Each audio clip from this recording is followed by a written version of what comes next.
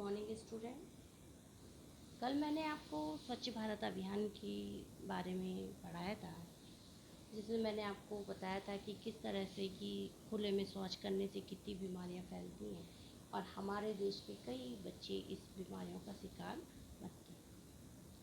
आज मैं उसके आगे आपको बताऊंगी। व्यक्तिगत सफाई के साथ साथ सामाजिक सफाई भी उतनी आवश्यक है।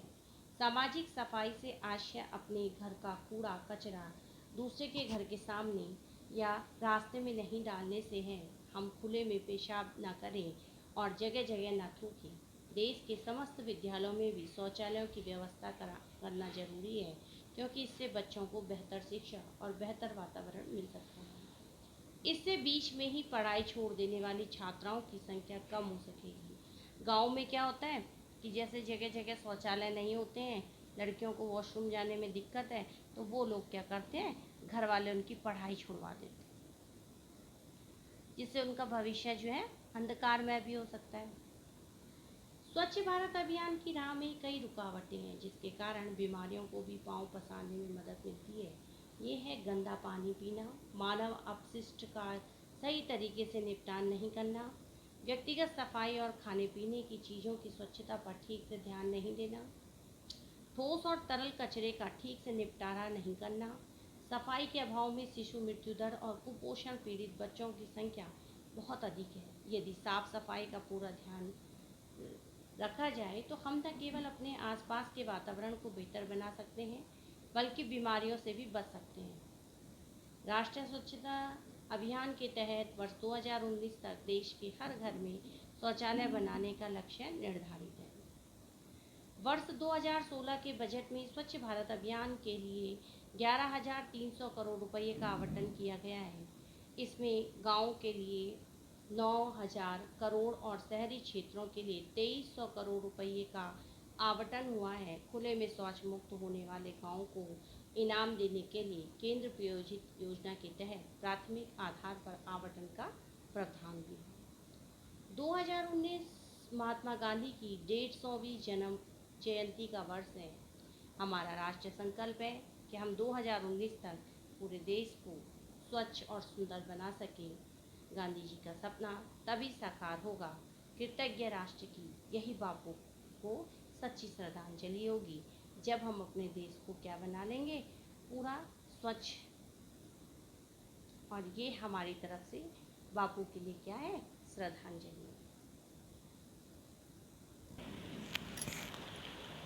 स्वच्छता शपथ। महात्मा गांधी ने जिस देश का सपना देखा था, उसमें सिर्फ राजनीतिक आज़ादी ही नहीं थी, बल्कि एक स्वच्छ एवं विकसित देश की कल्पना भी थी।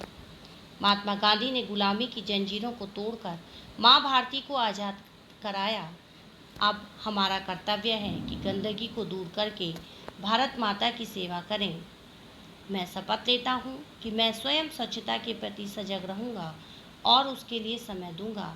हर वर्ष 100 घंटे यानी हर सप्ताह 2 घंटे श्रमदान करके स्वच्छता के लिए इस संकल्प को चरितार्थ करूँगा। मैं न गंदगी करूँगा, न किसी और को करने दूँगा। सबसे पहले मैं स्वयं से, मेरे परिवार से, मेरे मोहल्ले से, मेरे गांव से एवं मेरे कार्यस्थल से शुरुआत करूँगा। मैं ये मानता हूँ कि दुनिया के जो भी देश स्वच्छ दिखते हैं, उसका कारण यह है कि वहाँ के नागरिक गंदगी नहीं करते और ना ही होने देते हैं। इस विचार के साथ मैं गांव-गांव और गली-गली स्वच्छ भारत मिशन का प्रचार करूंगा। मैं आज जो शपथ ले रहा हूँ, ये अन्य 100 व्यक्तियों से भी करवाऊंगा। वे भी मेरी तरह स्वच्छता के लिए 100 घंटे दें। इसके लिए प्रयास करूंगा। मुझे मालूम है कि स्वच्छता की तरफ बढ़ाया गया मेरा एक कदम पूरे भारत देश को स्वच्छ बनाने में मदद करेगा। बच्चों, ये एक शपथ है जो हमने खाई कि हम अपने देश को स्वच्छ बनाने के लिए कसम खाते हैं। और जो भी आपने अभी इस भाग में पढ़ा है, ये क्या है, एक कसम है जो हम लोगों ने किसके लिए करी है, अपने देश को स्वच्छ रखने के लिए। देश में कचरे की बढ़ती समस्या। आज हमारे सामने विकराल समस्या देश में बढ़ते कचरे की है। हमारी बढ़ती जनसंख्या और स्वच्छता के प्रति चेतना की कमी के चलते आलम यह है कि जहाँ जहाँ कचरा बढ़ता जा रहा है, इसके ढेर लगते जा रहे हैं। हमारे देश में करीब 2300 करोड़ टन कचरा प्रतिवर्ष पैदा होता है। इसमें से करीब 10 करोड़ टन कचरा हमारे शहरों में ही पैदा हो रहा है। इस कचरे में विभिन्न किस्म का कचरा है। एक इलेक्ट्रॉनिक कचरा, प्लास्टिक कचरा, जबकि तीसरे किस्म का कचरा जैविक कचरा है, जो आसानी से नष्ट तो हो जाता है, लेकिन नष्ट होने की प्रक्रिया में वह गंदगी पैदा करता है तथा बीमारियों का कारण बन सकता है। हमारे देश में इलेक्ट्रॉनिक उपकरणों का तेजी से इस्तेमाल बढ़ा है।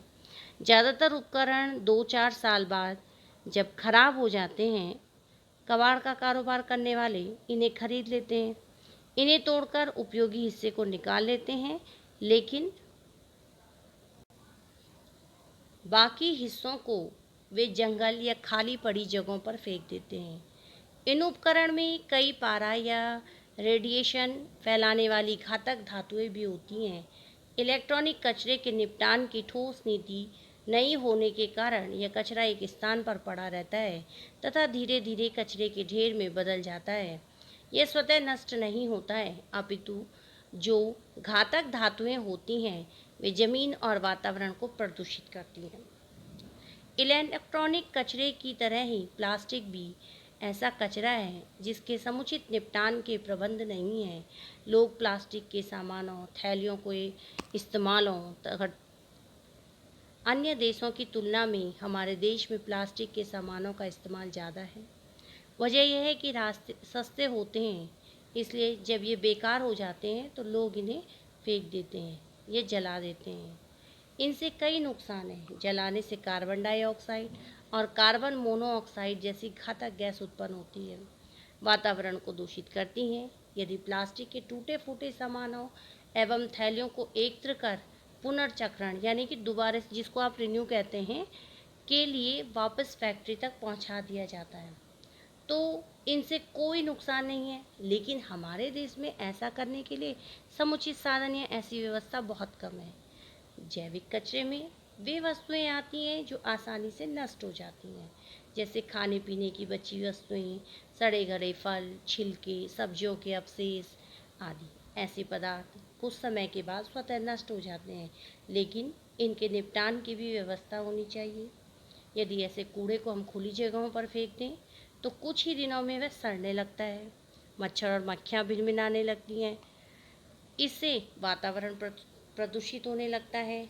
जैविक कचरे के सड़ने से कई गैसें एवं रसायन उत्पन्न होते हैं जो वातावरण एवं धरती को प्रदूषित करते हैं। उपयुक्त तीनों किस्म के कचरे का यदि सही प्रबंध कर दिया जाए तो हमारा शहर, गांव या कस्बा साफ स्वच्छ नजर आएगा। जहाँ तहाँ कचरे एवं कूड़े के ढेर नजर नहीं आएंगे। हमारी धरती और वातावरण प्रदूषित नहीं होगा। दरअसल इसमें सभी पक्षों की भूमिका महत्वपूर्ण है। पहली जिम्मेदारी लोगों की है, वे कचरे को जहाँ तहाँ न फेंकें, बल्कि तय स्थान पर ही फेंकें जहाँ से उसे नियमित रूप से उठाया जाता है। उसके बाद स्थानीय निकायों की जिम्मेदारी आती है जो कूड़ा उठाकर उनका निपटान करते हैं। यहाँ दो समस्याएं हैं। पहली, WHO के सर्वे के अनुसार 40% कूड़ा निकाय उठाते ही नहीं है और वो कूड़ा क्या होता है, वहीं पड़ा रहता है, जिसके कारण क्या होगा, मक्खी मच्छर उत्पन्न होंगे तो मौसमी बीमारियां फैलेंगी। यहाँ दूसरी जिसे उठाते हैं उसमें 60% के निपटान के उनके पास इंतज़ाम नहीं है, जबकि आज कूड़े से बिजली बनाई जा सकती है। ज़रूरत इसके लिए पहल करने की है। अब है स्वच्छता को प्रभावित करने वाले अन्य कारण। अभी तक तो हमने पढ़े कि देश में कचरे की बढ़ती समस्या में कौन कौन जिम्मेवार है। अब है स्वच्छता को प्रभावित करने वाले अन्य कारण। हमारे देश में आज भी आज़ादी का एक बड़ा तबका भोजन पकाने के लिए परंपरागत ईंधन का इस्तेमाल करता है।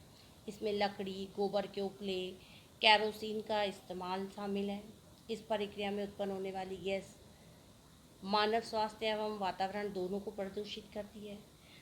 स्वच्छ रसोई गैस और ऊर्जा के ईंधन को बढ़ावा देकर इस समस्या से मुक्ति पाई जा सकती है।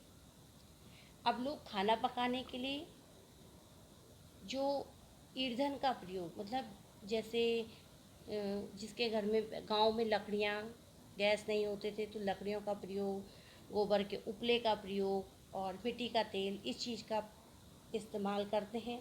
इस प्रक्रिया से जो गैस उत्पन्न होती है वो क्या करती है, वातावरण को प्रदूषित करती है।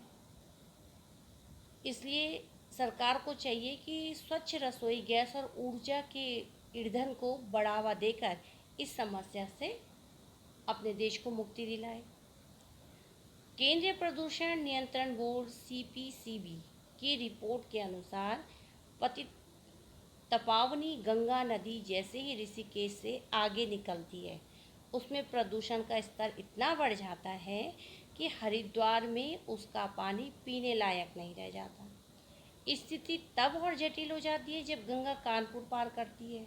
कानपुर और इलाहाबाद के बीच में गंगा के तटों पर 300 से भी ज़्यादा उद्योग हैं जिनका कचरा गंगा में बहता है, और वो कचरा कहाँ जाएगा, बहते हुए पानी में मिलेगा। और जब वही पानी आगे जाके कोई पिएगा तो उसको क्या होगा, बीमारियाँ होंगी तो वो स्वस्थ नहीं रहेगा। स्वस्थ नहीं रहेगा तो आसपास का वातावरण स्वच्छ कैसे करेगा, फिर और लोग बीमार होंगे।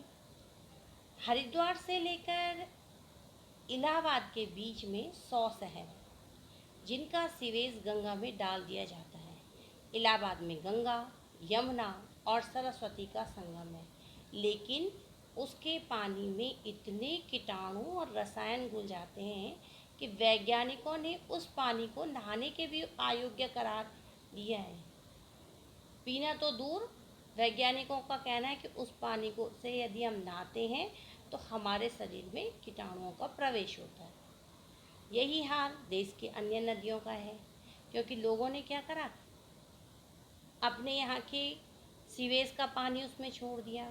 जगह जगह जो आपके कारखाने हैं उसके नाले उसमें निकाल दिए, जिससे क्या हुआ, पानी दूषित हुआ। उसे लोगों ने, जिन्होंने पिया, वो बीमारियों की चपेट में आए, और इससे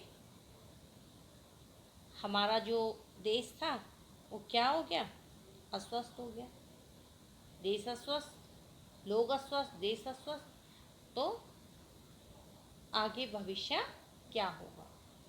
हमारे देश का भविष्य, छोटे छोटे बच्चे हैं, यदि वो बीमार होने लगे तो हमारे देश का भविष्य अंधकार में हो जाएगा। इसलिए हम कसम खाएं कि हमें अपने देश को स्वच्छ रखना है, साफ रखना है, खुद स्वस्थ रहना है और आने वाली पीढ़ी को भी स्वस्थ रखना है। धन्यवाद।